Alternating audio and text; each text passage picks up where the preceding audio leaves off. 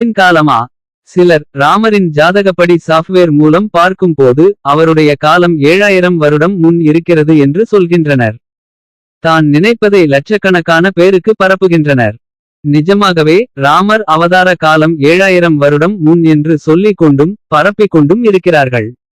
எப்படி அமாவாசை பௌர்ணமி கிரகண காலங்கள் ஒவ்வொரு வருடமும் மீண்டும் மீண்டும் வருகிறதோ, எப்படி இரவு முடிந்து பகல் பிறகு மீண்டும் இரவு வருகிறதோ, அதை கவனிக்கும் போதே 7000 வருடம் முன் ராமரின் ஜாதகப்படி கால சூழ்நிலைகள் ஏற்பட்டு இருந்தாலும் அதே போன்ற கால சூழ்நிலை அதற்கு முன் தொடர்ந்து பல தடவை ஏற்பட்டு இருக்க முடியும் என்று கொஞ்சம் சிந்தனை செய்தால் கூட சொல்லிவிட முடியும்.